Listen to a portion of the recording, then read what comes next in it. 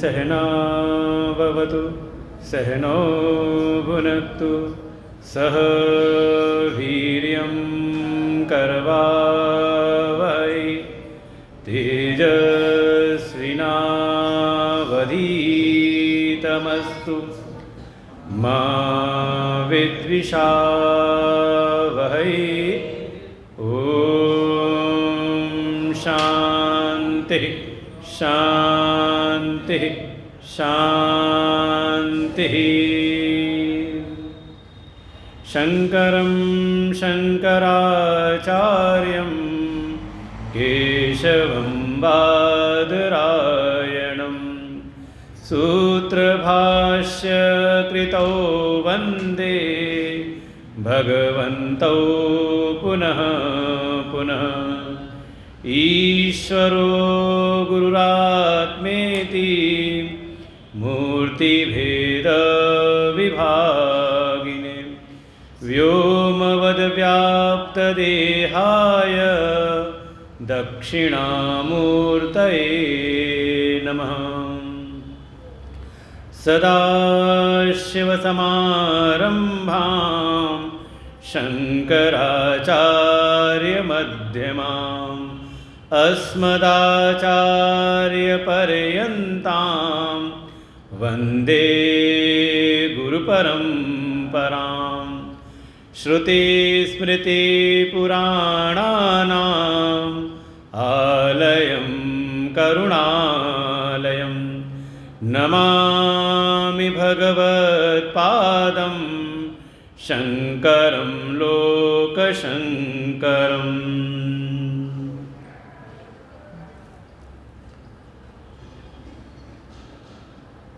आनंद कंद सच्चिदानंद परमपिता परमात्मा के चरणों में कोटशः नमन वंदन।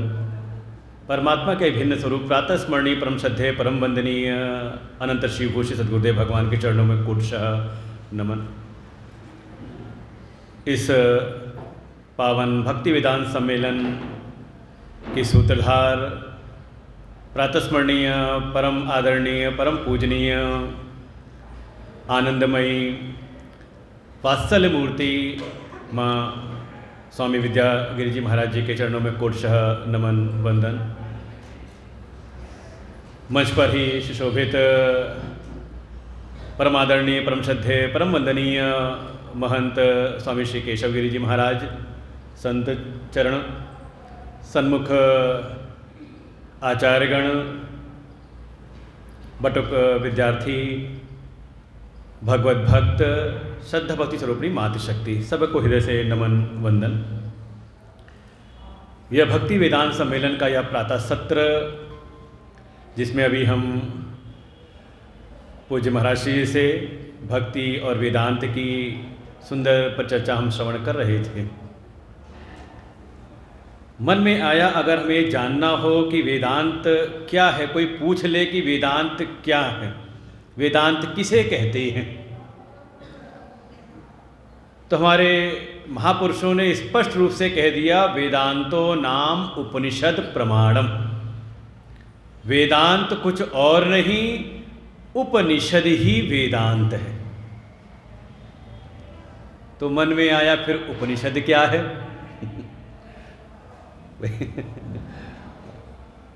तो उपनिषद क्या है? तो उपनिषद कुछ और नहीं, जो हमारे सनातन धर्म का जो मूल है। कल भी हमने कुछ चर्चाएं श्रवण की थी। तो क्या मूल है? हम कौन सा मूल शास्त्र हमारे सनातन धर्म का है?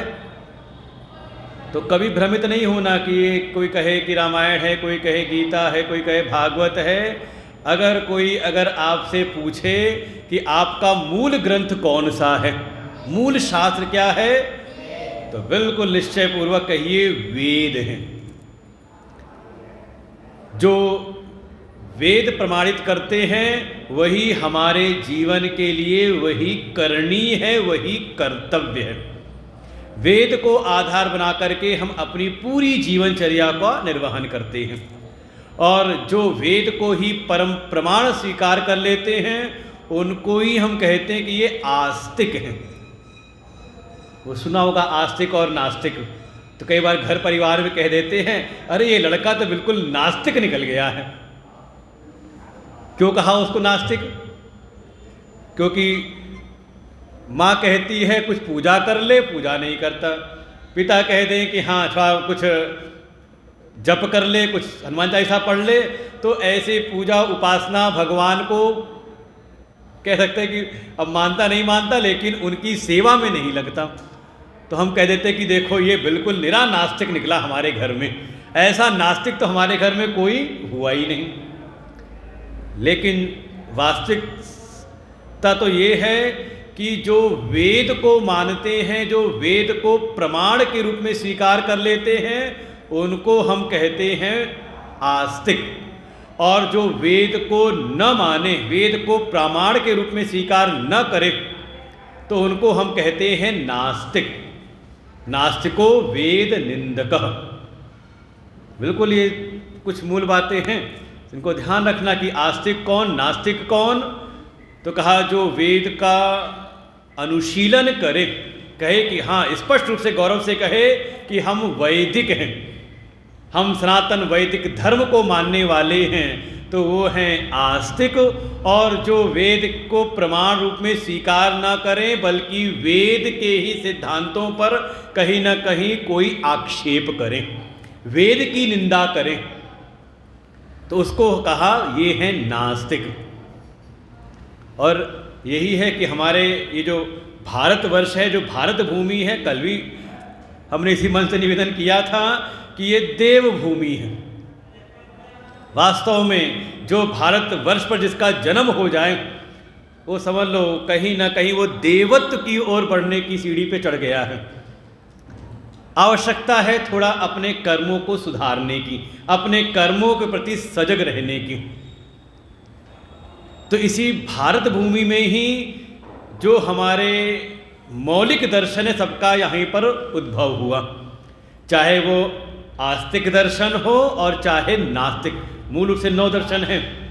6 आस्तिक दर्शन, न्याय, वैशेषिक, सांख्य, योग, पूर्व मीमांसा, उत्तर मीमांसा। ये 6 आस्तिक जिन्होंने वेद को प्रमाण के रूप में स्वीकार किया। और इसी भारत भूमि में 3 दर्शन और प्रकट हुए, चार्वाक, बौद्ध और जैन। इन्होंने वेद प्रमाण को स्वीकार नहीं किया। और देखो 6 जो आस्तिक दर्शन है, इसमें 2 ऐसे हैं जो ईश्वर को नहीं मानते,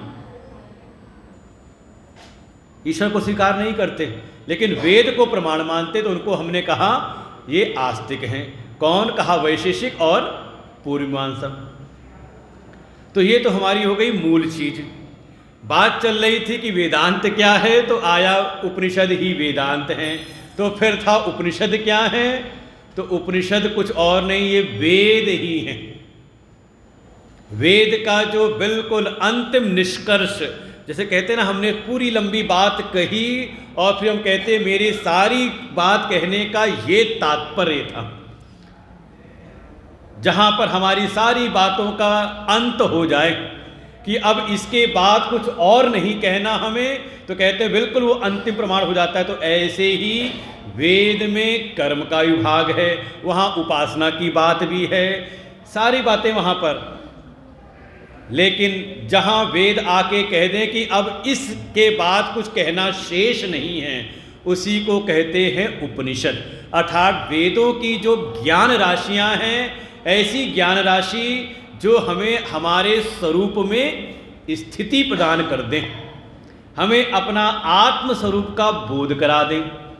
आत्मज्ञान करा दें और ये बोध करा दें कि आत्मा ही ब्रह्म है और ब्रह्म ही आत्मा है। इसको कहा उपनिषद। अब शब्द को देखते हैं। उपनिषद शब्द जो है अपने आप ही अपने अर्थ को वो स्पष्ट कर देता है। 3 शब्द से मिला वो उप धन नी धन शद। उप माने, देखो आप कई शब्दों में कहते हैं उपासना, ऐसे ही है उपनिषद। उप माने समीप। हम जब किसी के पास जाते हैं तो कहते हैं हाँ उपगम, उनके पास चले गए। ऐसे ही कहा उपनिषद, तो उप माने समीप। वो विद्या जो आचार्य के गुरु के समीप बैठ करके ही जानी जाती है, बिना गुरु के नहीं। गुरु बिन होई कि ज्ञान, ज्ञान होई कि विराग बिनु। बिना गुरु की चरण शरण में रहे, कहा इस विद्या को प्राप्त नहीं किया जा सकता। कौन सी विद्या? कहा वो विद्या जो आपके सबसे समीप जो तत्व है उसका बोध कराने वाली। दोनों भाव लिखी। उपमाने जो आपके सबसे समीप है। क्या कौन सबसे समीप है आपके? अरे अपना आप, अपना आत्मस्वरूप का सबसे समीप। जो अपना आत्मस्वरूप सबसे समीपस्थ जो अपना आत्मा है, इसका जो बोध करा दे। लेकिन बोध भी कहाँ होगा? कहा जो आत्मज्ञान में निष्ठ कोई सद्गुरु है, उन गुरु चरणों में बैठ करके ही। देखो जो YouTube है, टीवी चैनल है, जितने भी आधार हैं प्रवचन के, क्योंकि आजकल घर बैठे बैठे सब सुनने को मिल जाता है। तो कई बार भगत साधक कह देते हैं कि महाराज जी आजकल तो आपको YouTube पे सुन लेते हैं, आजकल तो टीवी पे हम सुन लेते हैं। देखो सब सहायक हैं। और इसका बिल्कुल अगर आपको सजीव अगर कोई दृष्टांत समझना हो तो आपको अनुभव हुआ होगा कोरोना का समय। जिस समय उस कोरोना का संक्रमण था तो सब अपने अपने घरों में कैद हो गए, बड़े क्या छोटे बच्चे भी। तो एक नया एक तंत्र निकला ना, ऑनलाइन। ऑनलाइन काम होने लगे, ऑनलाइन शिक्षा होने लगी। तो बढ़िया था ना, घर बैठा बच्चा हमारी नज़रों के सामने बैठा है, पढ़ रहा है कि नहीं? ना स्कूल भेजने की चिंता, ना स्कूल से लाने की चिंता, घर में बैठा बढ़िया। जब मन करे दादी अम्मा माँ है तो कुछ खिलाए पिलाए दुलार करे और बच्चा पढ़ रहा है घर में। बढ़िया था ना। तो फिर कोरोना बीतने के बाद क्यों स्कूल भेजा फिर दोबारा? कब नज़दीक तो था, आंखों के सामने तो था, बढ़िया उसको खिलाते पिलाते थे, लेकिन दुखी भी हो गए क्योंकि बच्चा अनुशासनहीन हो गया। देखो जहाँ ज़्यादा अपनापन हो जाता है ना, जहाँ ज़्यादा दुलार हो जाता है तो वहाँ पे मर्यादाओं का लोप हो जाता है कि नहीं? बच्चे बाप से डरते हैं लेकिन माँ से नहीं डरते। अपवाद है, ऐसा नहीं है। कुछ घरों में ऐसा भी होता है कि बाप से ना डरते हो, माँ से डरते हो।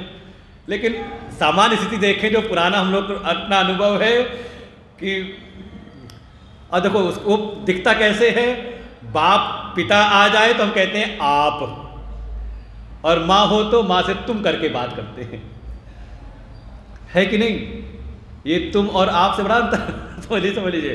क्योंकि माँ कहीं ना कहीं उसके प्रति प्रेम ज़्यादा है, अपनापन ज़्यादा हो जाता है, उसके साथ समय ज़्यादा बीतता है। और माँ हमारी हर अच्छी बुरी बात को भी नज़रअंदाज कर देती है।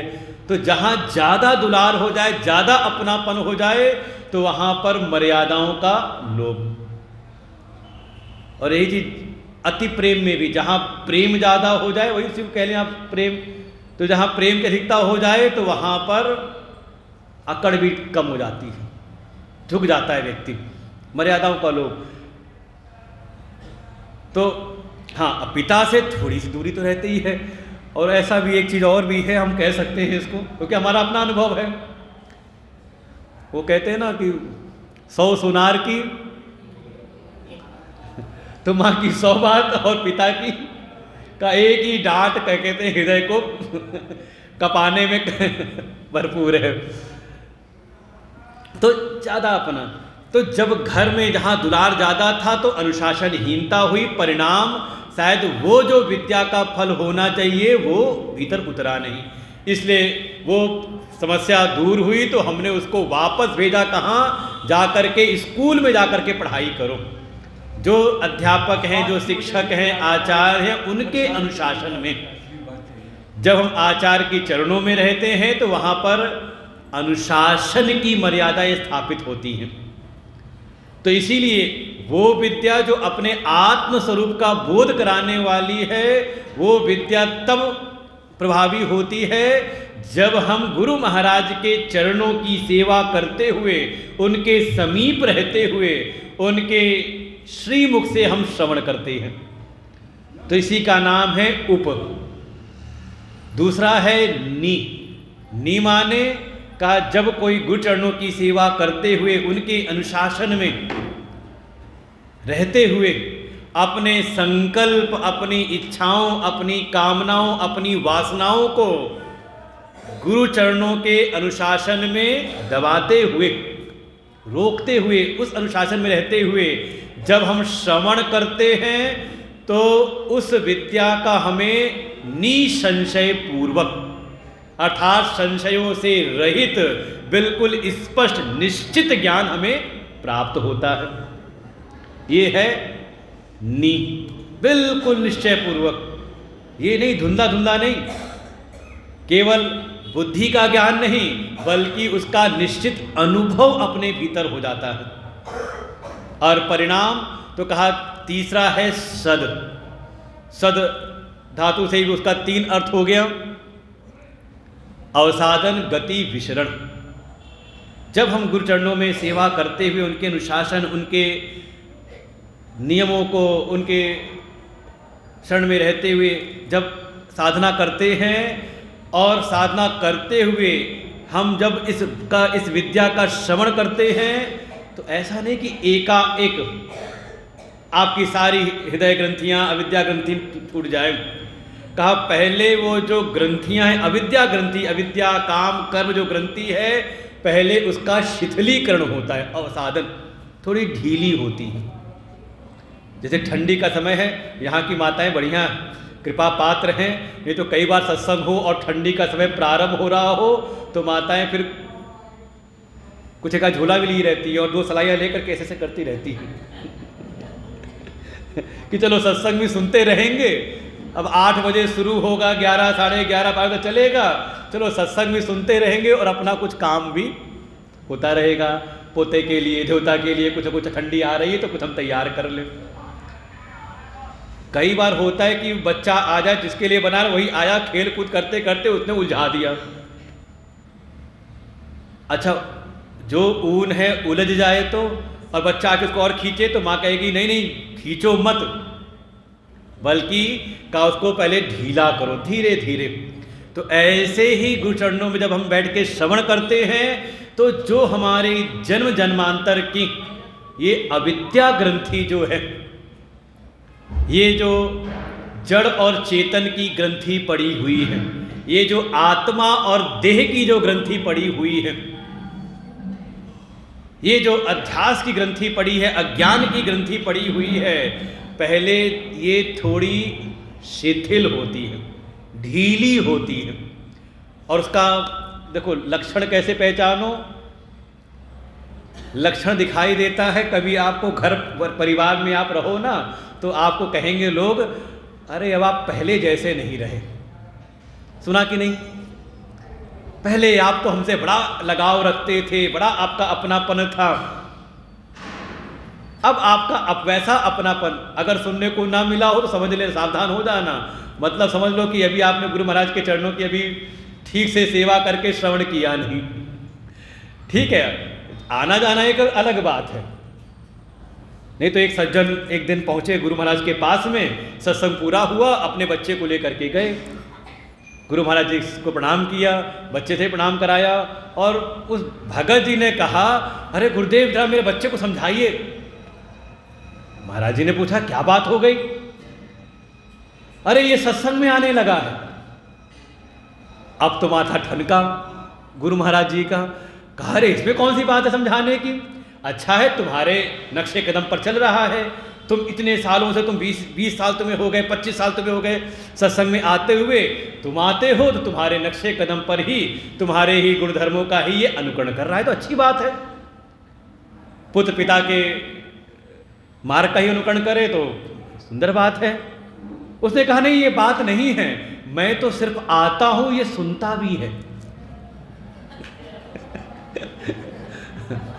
तो कई बार क्या होता है कि वो श्रोता ही बना रहता है, वो साधक नहीं बन पाता।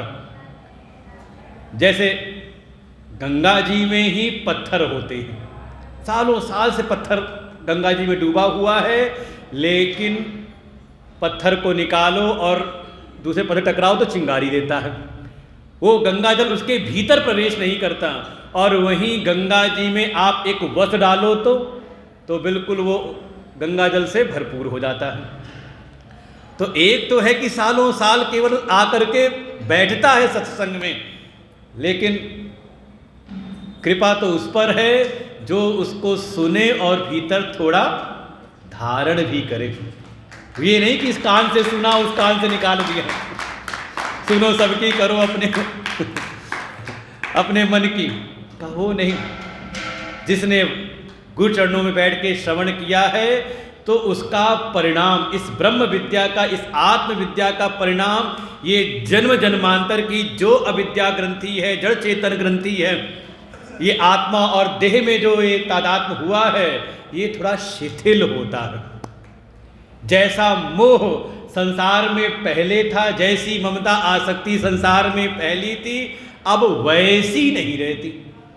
अच्छा वैसी होती देह में, अगर वैसी ममता वो होती तो इतना सुबह सुबह यहाँ करके बैठते। ठंडी शुरू हो रही है और पता नहीं तो यहाँ आ जाते। क्यों आ गए?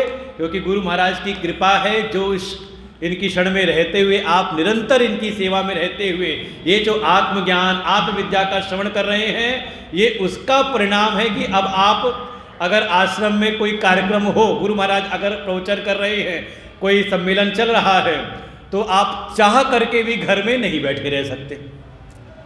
ये है आपकी अविद्या ग्रंथि का शिथिलीकरण।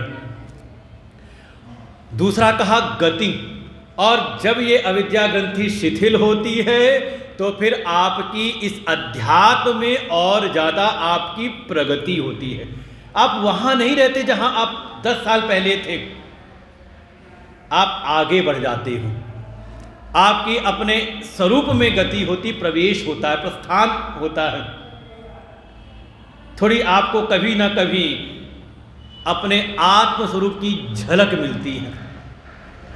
अच्छा सत्संग में बैठ जाओ, अभी मुझे लगता है कम से कम 8 सवा 8 बजे से मैं आवाज़ सुन रहा हूँ नीचे। हम तो इंतजार कर दे कुछ जलपान मिल जाए फिर चला जाए। भूखे भजन ना हो ही गोपाला। लेकिन आप आकर के बैठे, और कितने बजे तक बैठना पड़ेगा? अम्मा ने तो कह दिया है कि 11, सवा 11, साढ़ा 11, जब तक चलता रहे। हमसे हमारी जब मर्जी होगी तब हम सुनाते रहेंगे। तो कोई निश्चित नहीं, 2, 2.5, 3 घंटे आप बैठ जाते हो। कुछ माइयाँ तो नीचे बैठी इस उम्र में, तो हमें तो देख के उनको प्रणाम करते हैं, पता नहीं हम लोग की स्थिति क्या होगी। जो भी बैठे हैं यहाँ पर, अच्छा हम ऐसे ही कहीं आपको बैठा दें, ऐसे ही रस आपको मिलता है वहाँ पर? हो सकता है अभी कार्य व्यवहार होता हो संसार का, वहाँ भी आपको जाना पड़े, शादी विवाह में कहीं मान लो रिश्तेदारी में नातेदारी में जाना पड़े तो शायद हो सकता है वहाँ मन होता, बस जल्दी जो व्यवहार है करो और चलते हैं अपने घर।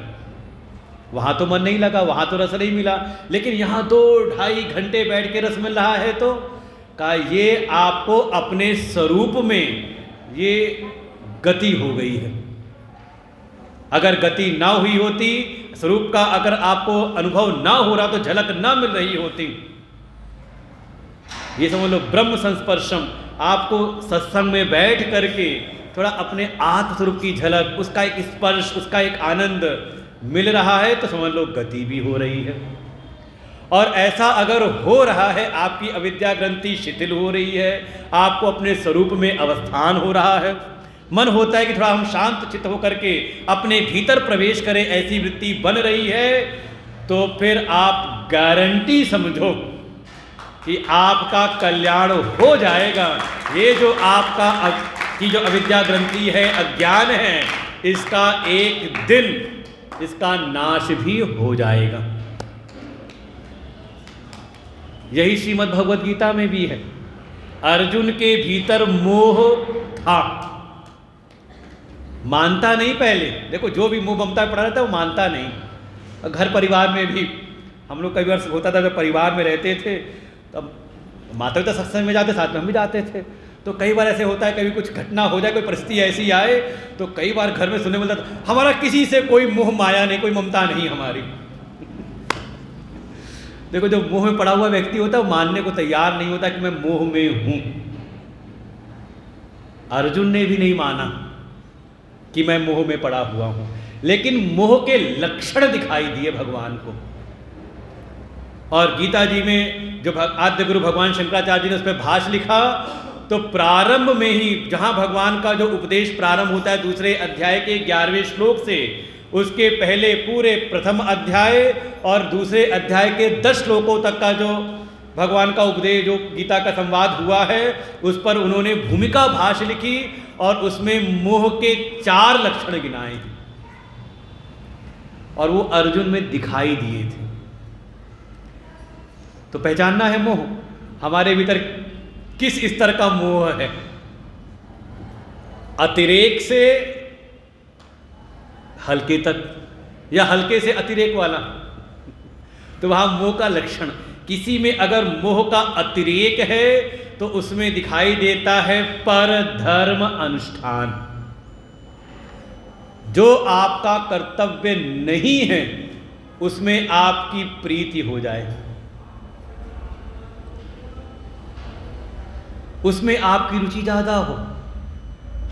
अब धर्म को समझना है, कर्तव्य को समझना है तो बड़ी लंबी व्याख्या है। संक्षेप में समझें तो जैसे वर्ण आश्रम, 4 वर्ण हैं, उनके कर्तव्य हमारे शास्त्रों में निर्धारित हैं।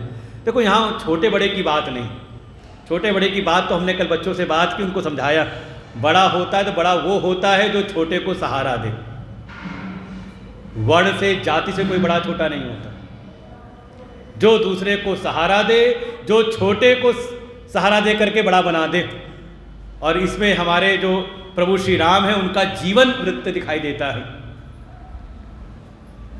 राजकुमार हो करके और जंगल में गए तो ऋषियों से भी मिलते हैं, उनको प्रणाम करते हैं, लेकिन कोई कोल भील, कोई ऐसा मिले, निषाद राज मिले, माँ शबरी मिली तो उनसे भी प्रेम उनका मिलन हुआ है।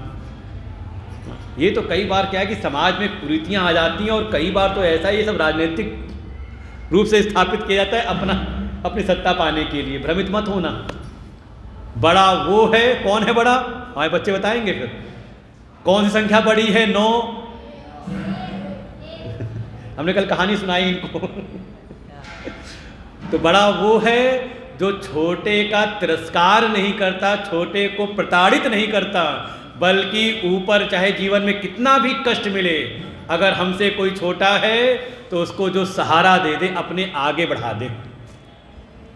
ये कल हमारी चर्चा हुई बच्चों के साथ में छोटी सी चर्चा, तो वो है। तो तात्पर्य यही है कि अगर आप श्रवण कर रहे हैं तो देखो धीरे धीरे आपके भीतर का मोह का नाश होता है। कौन सा मोह हो? तो मोह पता नहीं चलता, लेकिन उसके लक्षण हैं। पहला है परधर्म अनुष्ठान, अपने कर्तव्य का बोध ना रहना। हमारे वर्ण की स्थिति से, हमारे आश्रम किसी से, अब कोई ब्रह्मचर्य आश्रम में हो और उसकी विद्या अर्जन में रुचि ना हो तो उसका मन लगे किसमें? दुनियादारी के कामों में। तो क्या कर रहा है? अगर ब्रह्मचर्य आश्रम में है, विद्यार्थी है, तो उसका कर्तव्य है विद्या का अर्जन, गुरु सेवा करते हुए अपनी विद्या पढ़ाई करे। लेकिन पढ़ाई से ज़्यादा उसका मन लगता हो दुनिया की खुराफात में तो क्या हो रहा है? परधर्म। कोई गृहस्थ आश्रमी है लेकिन अपने गृहस्थ के जो कर्तव्य है, दायित्व है, उस पर उसका ध्यान न हो और दुनियादारी में उसका ज़्यादा ध्यान लगे तो तो कह रहे हैं कहीं ना कहीं परधर्म का। कोई वानप्रस्थ जीवन उम्र आ गई वानप्रस्थ की, लेकिन भगवान की सेवा, उपासना, संतों की शरणागति, संतों की सेवा, ऐसे किसी आश्रम में आकर के न जुड़े, तो क्या कर रहा है वानप्रस्थ स्थिति के हिसाब से, उस समय के हिसाब से का परधर्म में लगा हुआ है।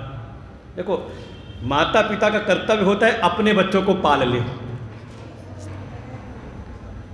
बच्चों को पाल रहा हो तो देखो, घर में है संरक्षक के रूप में, कभी बेटे बहू को कोई समस्या है, कोई हारी बीमारी है तो हम ध्यान दे रहे हैं, लेकिन बच्चों में ही जी लगा हुआ है तो समझ लें अब कहीं ना कहीं वो समय के हिसाब से परधर्म कर रहा है। कभी उसका वो सधर्म था, जब तक वो माँ पिता थे, बच्चे अभी सेटल नहीं हुए थे, तैयार नहीं हुए थे, तब तक कर रहे थे, तो वो उसका स्वधर्म था। लेकिन अब सवेरे सवेरे बहू बेटे तो सो रहे हों और दादी दादा लगे हों बच्चे को तैयार करने में, उनका नाश्ता बनाने में, उसको स्कूल ले जाने में, जाके सुबह दूध लाने में, तो समझ लो कहीं ना कहीं परधर्म है। अब उनका तो यही है, इसलिए आप सब आए तो आपको देख के हम इसीलिए प्रणाम कर रहे हैं कि आप सुबह सुबह आकर के सत्संग में आ गए तो आप स्वधर्म में हो इस अवस्था के अनुसार। तो परधर्म में रुचि हो जाना, अरे कई बार होता था कि लोग कहावतें कहते थे इस बात को, वो क्या था, दूसरे के फटे में टांग अड़ाना, ऐसी कुछ होता था ना हाँ, और कौन कौन सी किसकी शादी में कौन दीवाना, सब चीज़ें होती थी, कहावतें होती थी और दूसरी बात, अपने सनातन धर्म को न जान करके आपको दूसरे के धर्म में ज़्यादा रुचि हो जाए। भगवान तो गीता में स्पष्ट कह देते हैं, स्वधर्मे निधनम श्रेयः परधर्मो भयावह। और ये अधिकतर जो हमारा अपना कर्तव्य होता है, कई बार वो बड़ा खराब लगता है, दूसरे का बड़ा अच्छा लगता है। जब विद्यार्थी होते हैं ना, विद्यार्थी को लगता है कि हम भी जब बड़े होंगे तो ऐसे ही काम करेंगे हम, लेकिन अभी जो हम हैं तो अपनी पढ़ाई, अपनी सेवा, वो हमें अच्छी नहीं लगती।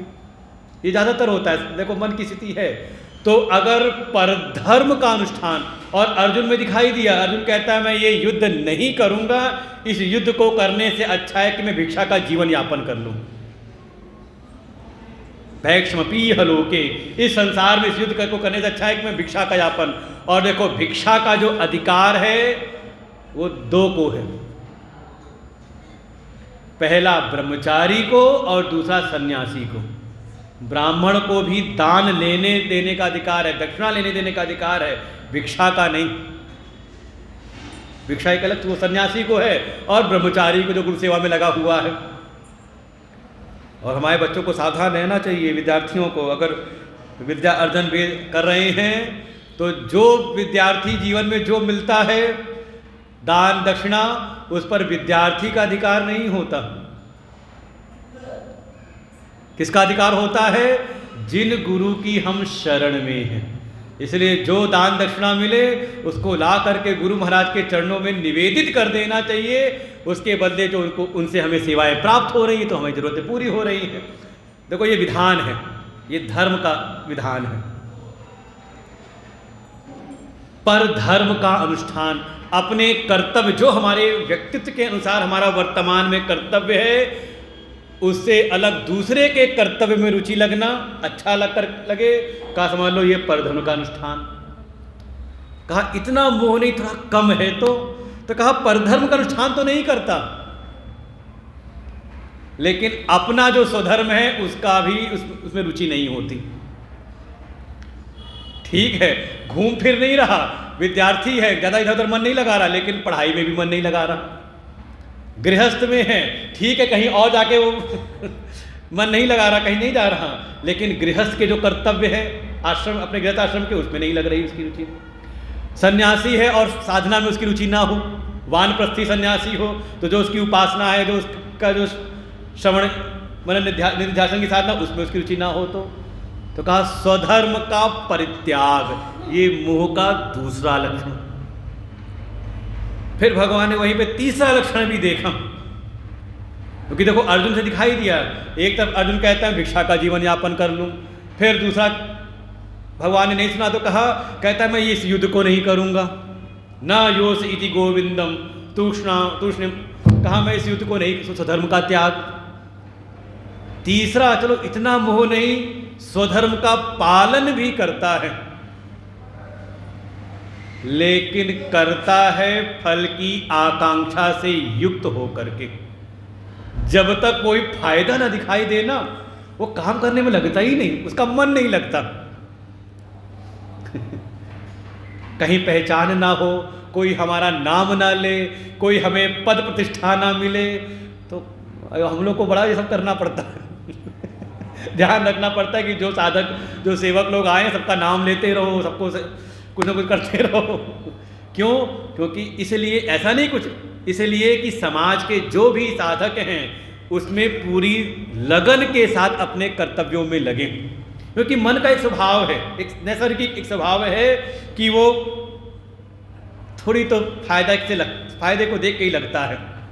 और बहुत दिन तक अगर मान लो आप सेवा करते रहो और गुरु महाराज आपको देख करके प्रसन्न ना हो, आप पर ध्यान ना दें, आपकी बार बार उपेक्षा करें, तो क्या करोगे?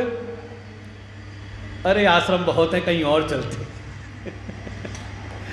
यहीं से बचना है। ये है मोह। अगर ऐसी स्थिति में अगर आप किनारा कर रहे हो, समझ लो आप मोह से ग्रस्त हो।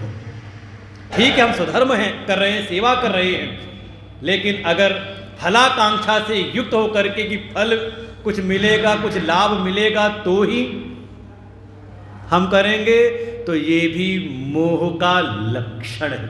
अर्जुन ने ये भी व्यक्त किया है, यद्वा जयेम यदि वा नो जयेयुः। इस युद्ध का तो हमें परिणाम भी नहीं पता कि हम उन्हें जीतेंगे या वे हमें जीतेंगे। देखो, फल से युक्त था। और चौथा कहा फल की आकांक्षा भी ना हो, तो चौथा मोह का एक लक्षण है, थोड़ा और कम मोह है, ज़्यादा नहीं है। देखो, मोह की अतिरेक स्थिति है तो परधर्म का अनुष्ठान, अपने स्वधर्म का बोध नहीं, परधर्म में कर रहे हैं, लगे हुए हैं। थोड़ा कम है, परधर्म का अनुष्ठान नहीं कर रहे, लेकिन अपने स्वधर्म का भी पालन नहीं कर रहे। अगर स्वधर्म का पालन भी कर रहे हैं और मोह है तो फल से युक्त होकर के, फलाकांक्षा से युक्त होकर करते हैं। भोक्तृत्व भाव भीतर बैठा हुआ है।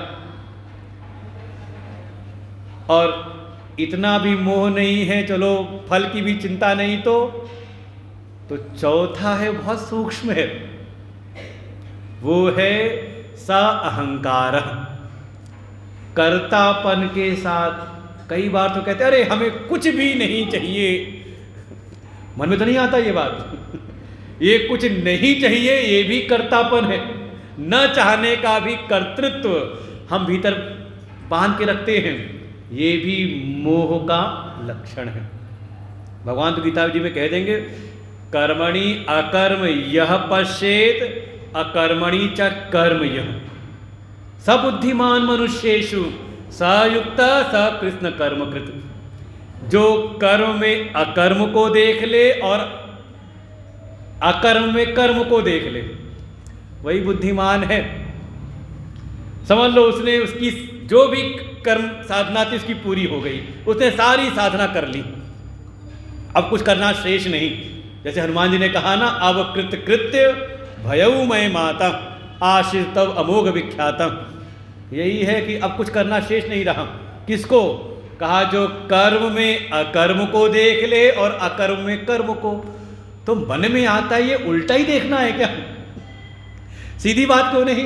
तो हमारे बिहारी जी भगवान कृष्ण हैं स्वयं त्रिभंगी, तीन जगह से टेढ़े, तो उनकी बातें बड़ी टेढ़ी मेढ़ी हैं। समझना है तो इन संत चरणों में आकर के उन बातों को समझना पड़ता है।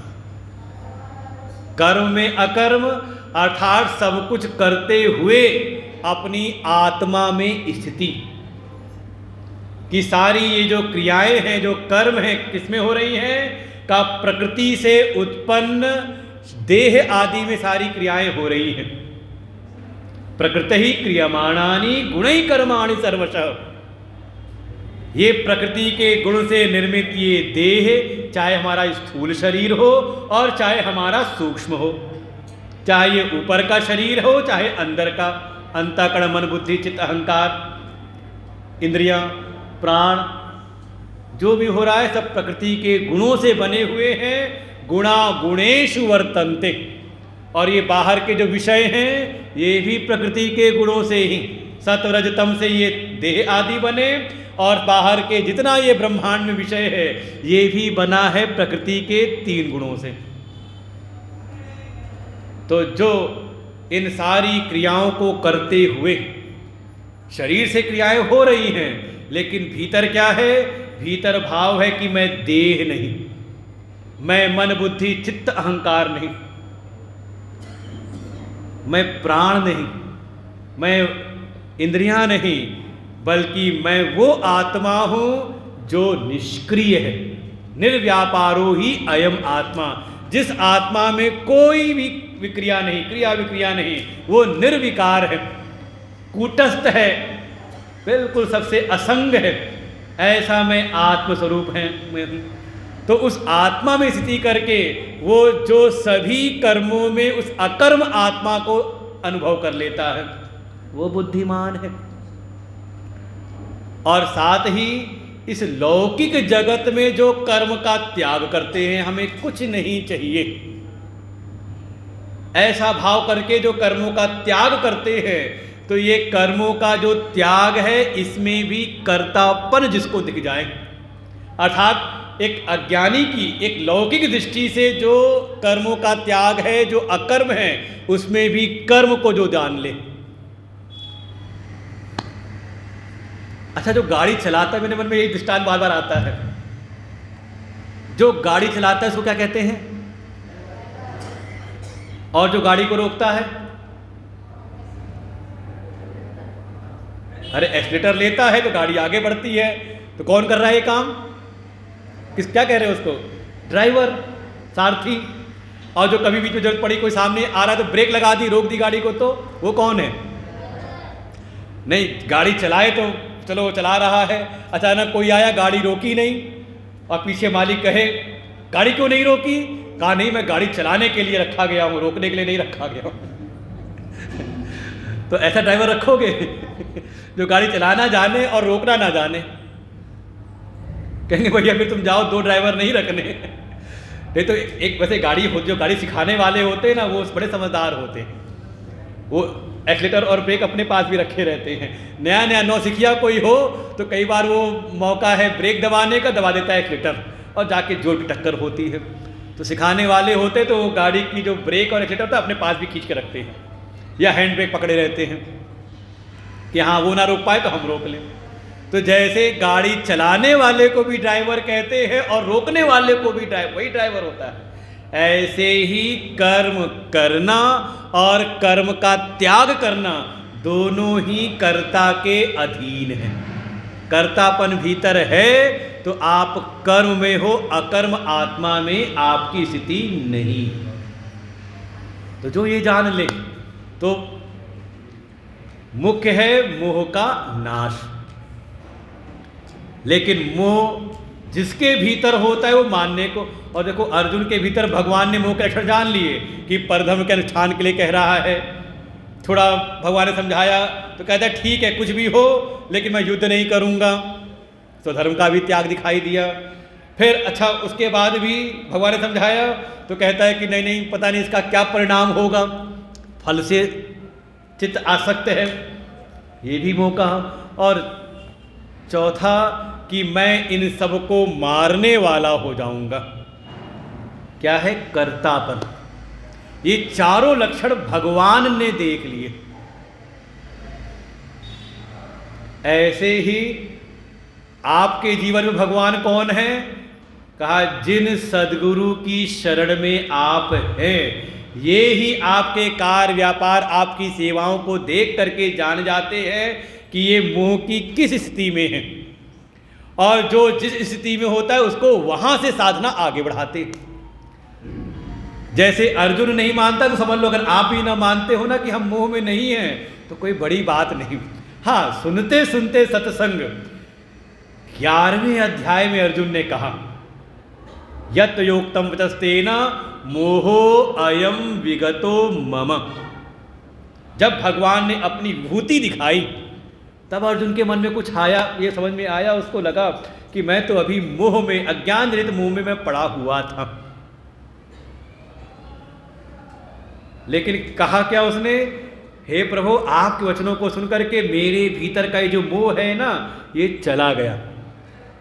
भगवान सजग हो गए, अच्छा मोह अभी गया है ना तो कुछ पता नहीं फिर आके सवार ना हो जाए। जैसे आप सत्संग में बैठो तो संतों की, देखो ये कई बार क्या है कि हमारी भी तो उतनी पात्रता नहीं होती उस समय, लेकिन हम सत्संग में आए भगवान की कृपा से, तो जो सद्गुरु जो संत हैं उनके प्रभाव से, उनके शरणागत हो करके बैठने से हमें वो बात समझ आती है। ये उनकी साधना, उनकी तपस्या, उनका औरा ऐसा बन जाता है, बैठ करके आपको समझना। तो सत्संग बैठते लगता है हाँ आज तो गुरु महाराज ने जो बात समझाई है ना, अब तो हमारा मोह भी, अभी तो मोह में पड़े हुए थे, ये मोह आज निकल गया आज। लेकिन जाता नहीं, वो जाकर के पंडाल के बाहर आप चप्पल जूते उतार के आए हो ना, वो जाके उसी में बैठ जाता है, इंतजार करता है आने दो, अभी तो गुरु महाराज जी की कृपा है मैं वहाँ जा नहीं पा रहा हूँ, क्योंकि सत्संग में मोह का प्रवेश नहीं, अभिमान अहंकार का प्रवेश नहीं। जैसे आपने कथा में सुना हो, जो सुग्रीव है कहाँ रहता है, ऋष्यमूक पर्वत पर, और पूरे ब्रह्मांड का उसने चक्कर दौरा लगाया है, लेकिन कहीं पर उसको क्या कहते हैं बाली से सुरक्षा मिली नहीं। कहाँ सुरक्षित होता है, कहाँ ऋष्यमूक पर्वत पर, वहाँ बाली का प्रवेश नहीं। तो वहाँ जो एक रूपक बताया संतों ने, उसका ये आध्यात्मिक पहलू बताया कि ये पर्वत है ऋषि धन अमूक, अर्थात ऐसा स्थान जहाँ पर कोई ऋषि हैं और वो मौनी नहीं है बल्कि उपदेश करने वाले हैं, तत्व उपदेशक हैं, धर्म का उपदेश करने वाले हैं। तो ऐसा जहाँ पर, इसीलिए साथ में कौन है, जामवन जी हैं, हनुमान जी जैसे ज्ञानी नाम अग्रगण्य हैं। तो वहाँ पर बाली का ऐसा जो स्थान है जहाँ सत्संग हो रहा हो, तो वहाँ बाली जैसे अहंकारी का प्रवेश नहीं। तो बिल्कुल आप सत्संग में आते हो तो मुंह उछल करके निकल जाता है बाहर, लेकिन खिड़कियों से दरवाजे से निकल करके इंतजार करता है चप्पल जूते में। और जैसे ही आपने यहाँ तो लगा सब मोह से हम, और हल्का, देखो यही हल्कापन होता है, ये जो हमारे भीतर अज्ञान रहित मोह का बोझ है, जब ये थोड़ा निकला बाहर तो बड़ा हल्का सा लगा। और जैसी चप्पल पहनी हमने, जूते पैर डाला, तो ये मोह दोबारा आके सवार होता है। अब परिणाम फिर हम भगवान जान गए कि इसका मोह अभी गया है, अभी कुछ पता नहीं कब फिर सवार हो जाए। भगवान फिर उपदेश करते हैं 12वें 13वें 14वें 15वें 16वें 17वें 18वें अध्याय का पूरा उपदेश कर दिया।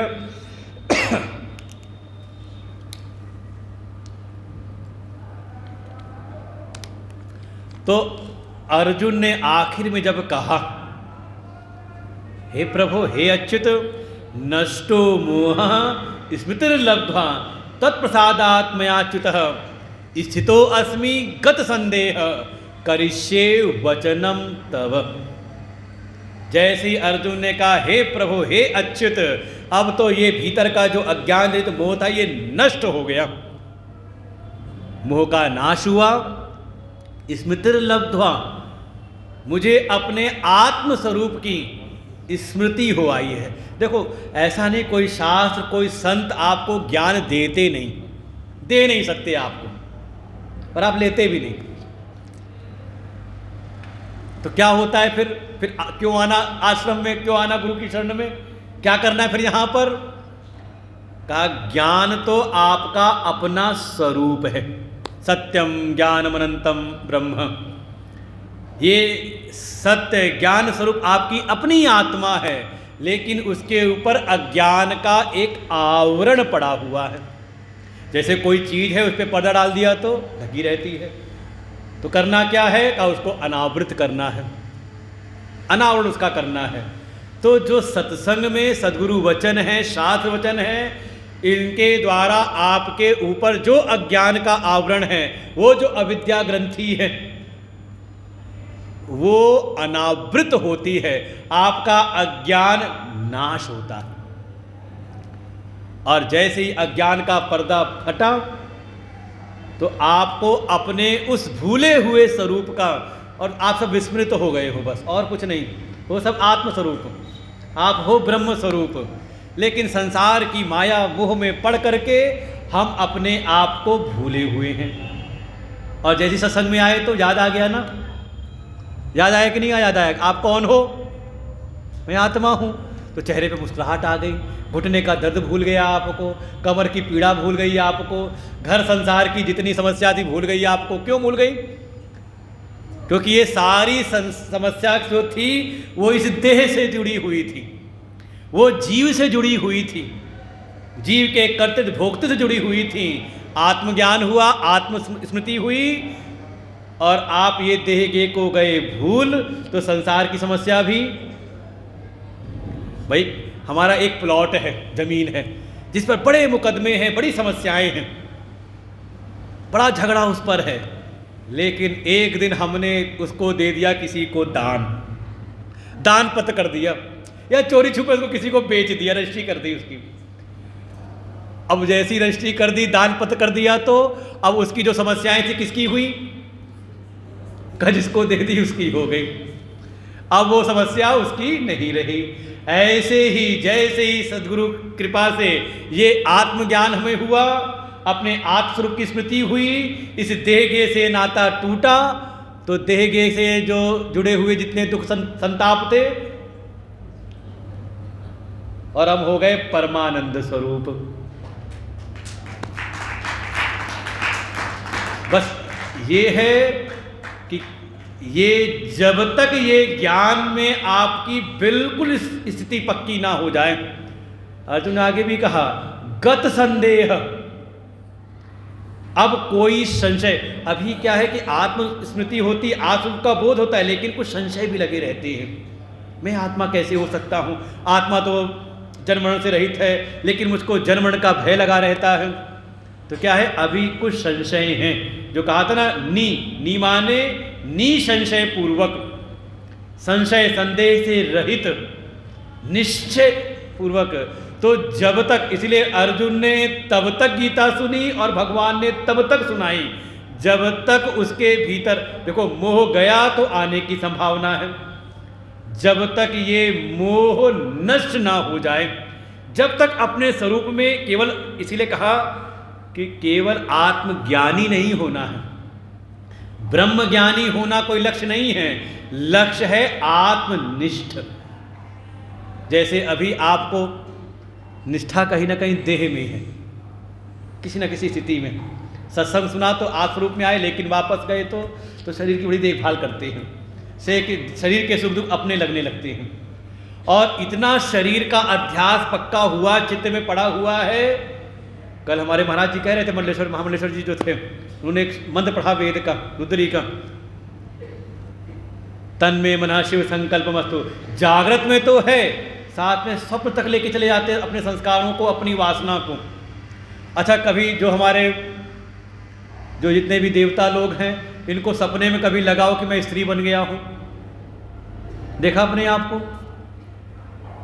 अच्छा, माताओं को कभी लगाओ कि हम पुरुष हो गए हैं सपने में। आप हो आत्मा, देह से आपका लेना देना कोई नहीं, लेकिन जागृत का ऐसा तादात्म्य हुआ है शरीर से कि ये संस्कार, ये वासनाएं हम सपने में भी लेके जाते हैं।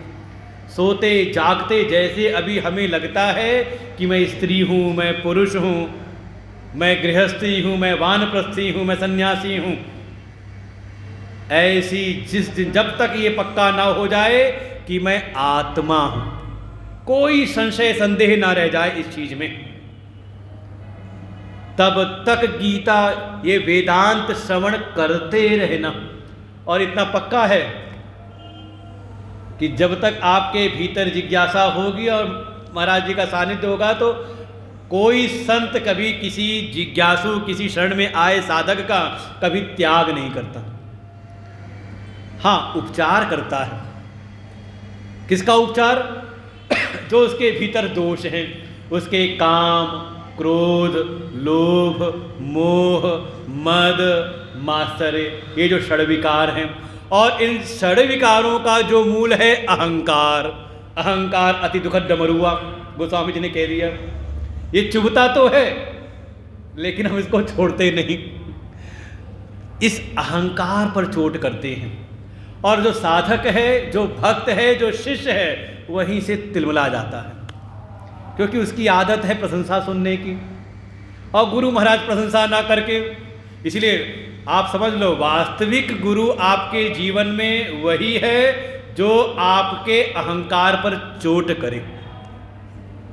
सचिव वैद गुर तीन जो प्रिय बोलई भय आस, राज धर्म तन तीनी होई बेगही नाश। अगर गुरु आपसे भय में, आपसे किसी आस में मीठी मीठी बात भी करे, केवल मीठी मीठी गोली खिलाए तो समझो आपके धर्म का, आपके परमार्थ का फिर उद्धार नहीं होने वाला। और संसार में आजकल लोगों को यही चाहिए, वो गुरु भी वही ढूंढते हैं जो उनकी हमेशा प्रशंसा करे, जो उनकी हमेशा तारीफ करे, उनके अहंकार पर चोट ना करे। और जैसी अहंकार पर चोट होती है तो कहते हैं बहुत दिन हो गए, कोई और गुरु ढूंढते हैं। इसमें हानि उस शिष्य की है, साधक की है। आप देखो भगवान ने कितनी चोट की है। आप समझ लो पांडवों के पक्ष में, देखो विपक्ष में तो बहुत सारे हैं, कोई इच्छा मृत्यु का वरदानी है, कोई सबका गुरु है, कोई चिरंजीवी है, सज्जित सेना बिल्कुल। और पांडवों के पक्ष में सारा केंद्र में खड़े हैं केवल एक अर्जुन, अपने समय के सर्वश्रेष्ठ योद्धा धनुर्धर। और उसको भगवान जब होता है तो चोट करते हैं। क्लैब्यम मा स्मगम पार्थ तु नपुंसक मत बन, अपने भीतर की जो कायरता है, क्षुद्र हृदय दौर्बल्यम, बार बार चोट करते हैं।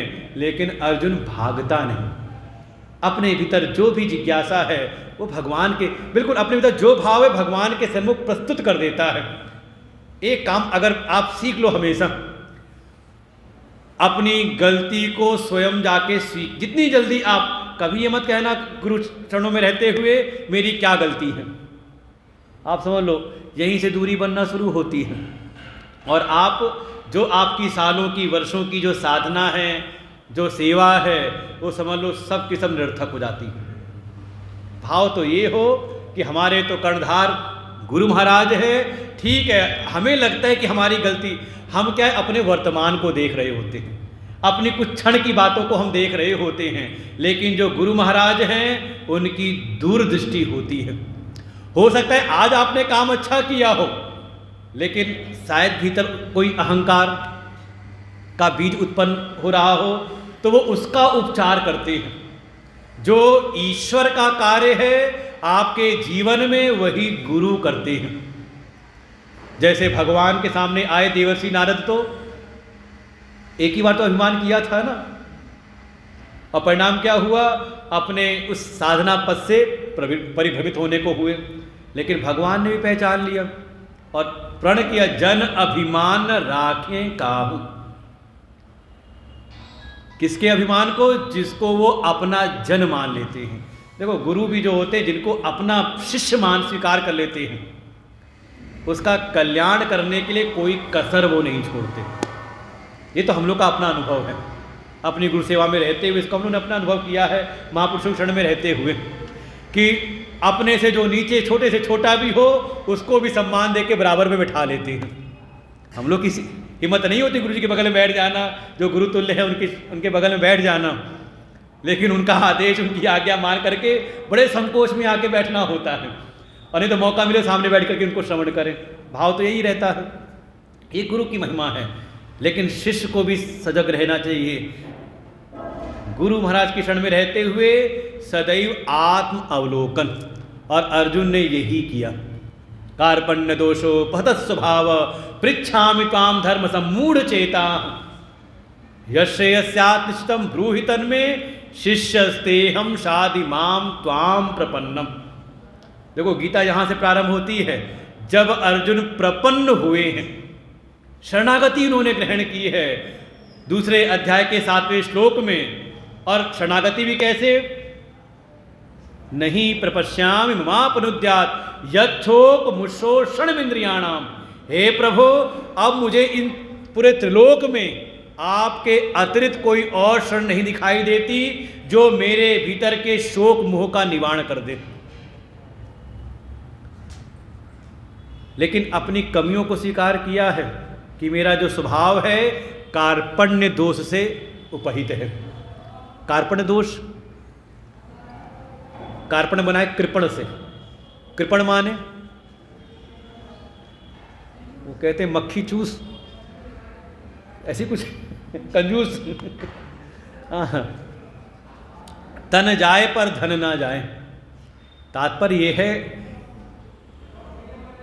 धन से तन श्रेष्ठ है, और ऐसी मनोवृत्ति हो जाए कि श्रेष्ठ तन की हम कर दें उपेक्षा और जो निकृष्ट धन है उसको पकड़ लें, इसे कहा कृपण। वैसे ही विचारों की कृपणता होती है। जो संत हैं, जो सद्गुरु हैं, जो गुरु महाराज हैं, वो हमें कोई श्रेष्ठ जीवन पद्धति देना चाह रहे हैं, हमें कोई श्रेष्ठ विचार देना चाह रहे हैं, लेकिन संसार का जो प्राणी है, वो जो मोह ममता में अज्ञान में पड़ा हुआ है, जो उसके जन्म जन्मांतर के संस्कार हैं, वो उनको छोड़ने को तैयार नहीं होता, उनको पकड़ के बैठ जाता है। इसी को कहा कृपण। अर्जुन इसको स्वीकार करता है, हे प्रभु मेरा त्याग ना करिए, ये जो मेरे भाग से वो निकल के आ रही हैं, ये कहीं ना कहीं मेरा कार्पण्य दोष है। आप मुझको कोई श्रेष्ठ बात संकेत करना चाह रहे हो, लेकिन मेरे जो जन्मांतर के संस्कार हैं, जो वासनाएं हैं, मैं उन्हीं को साथ पकड़ के बैठा हुआ हूँ, और ऐसे स्वभाव से मेरा चित्त उपहित हो गया है, इसलिए मैं निर्णय नहीं कर पा रहा कि इस समय मैं क्या करूं। धर्म सम्मूढ़ चेता, धर्म के विषय में मैं सम्मोहित हो रहा हूं। हे प्रभु, मैं श्रेयाकांक्षी हूं, मैं अपने जीवन का कल्याण करना चाहता हूं। देखो अर्जुन की ये पात्रता है। अब देखो आप आगे अर्जुन छोड़ते नहीं इस बात को। भगवान की शरण में, सद्गुरु शरण में रह करके अगर आप श्रेयाकांक्षी हो जाओ, श्रेयार्थी हो जाओ, प्रियार्थी नहीं, संसार के लिए नहीं, संसार की उपलब्धि तो आप अर्थ काम तो पुरुषार्थ करो, मेहनत करो, दुनिया को मिलता है। भगवान और संत की सबसे बड़ी कृपा यही है कि आप अपने जीवन का परम कल्याण साध लो। श्रेयार्थी अर्जुन कहते हैं यत् श्रेयस्यात्, हे प्रभु आप निश्चित करके वो मुझे मार्ग बताइए जिसमें मेरे जीवन का कल्याण हो जाए। तीसरे अध्याय में अर्जुन फिर कहेगा तदेकम वद निश्चित्य येन श्रेयो हम आपनुयाम, मुझको वो बताइए जिसमें मेरे जीवन का श्रेय हो। देवर्षि नारद भी गए भगवान के पास में, यही कहा जय विधि होई नाथ हित मोरा, करऊं तो वेग दास मैं तोरा। और भगवान ने पिछला सब भुला दिया। जब देवर्षि वो नारद आए थे कि कुछ चेहरा दे दो, भाई उस समय ये नहीं होंगे, उस व्यवस्थाएं मेक ओवर क्या सब बने रहते हैं ना। क्या आजकल हमने नया नाम देखा भी कि हाँ, हम तो सुनते थे कोई होते क्या वो ब्यूटी पार्लर, तो यहाँ हमने दिल्ली में देखा नया नाम था मेक ओवर। अब जो भी नाम कहो बात तो वही है, व्यवस्था नहीं रही होगी। विवाह करना था, सुंदर रूप चाहिए था, चले गए भगवान से मांग लिया, सब बातें कही, लेकिन आखिरी में जो बात कही ना, जय विधि हो ही नाथ हित मोरा, भगवान ने यही बात पकड़ ली। और सद्गुरु भी यही बात पकड़ लेते हैं। वो आपको वो नहीं देते जो आपको अच्छा लगता है, बल्कि वो देने का प्रयास करते हैं जिसमें आपके जीवन का कल्याण हो। भगवान ने भी कह दिया जय विधि होई यही परम हित, परम श्रेय, जिसमें तुम्हारा परम श्रेय होगा वो मैं दूंगा। और भगवान से स्पष्ट कह देते हैं कि भगवान भी कहें क्यों मैं बताऊं तुम्हें, तो कहते हैं शिष्यस्ते अहम, मैं आपकी शरण में आपके प्रपन्न होकर के, आप ही मेरे साधन हैं, आप ही मेरे साध्य हैं। दोनों चीजें हैं। मैं आपकी शरण में शिष्य बन करके आया हूं, और आजकल का शिष्य नहीं कि गुरुजी ने थप्पड़ मार दिया जो घर में शिकायत कर दी। बड़ी सब समस्या आजकल के अध्यापकों को, आचार्यों को, मार भी नहीं सकते। और जितने यहां बैठे हो, हमें तक कोई ऐसा नहीं होगा जो मार ना खाया हो।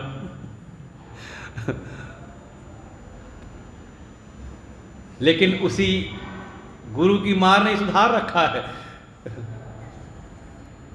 अर्जुन कहते हैं शाधिमाम, केवल नाम से शिष्य नहीं, बल्कि आपको मैं अधिकार दे रहा हूं कि आप मुझको अनुशासित करिए जहां भी आवश्यकता हो।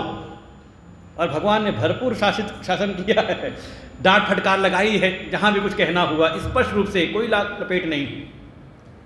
और परिणाम इस प्रकार से समर्पण श्रेयाकांक्षी होकर के भगवान ने उपदेश दिया और अर्जुन के भीतर का मोह नष्ट हुआ, उसको अपने स्वरूप की स्मृति हुई।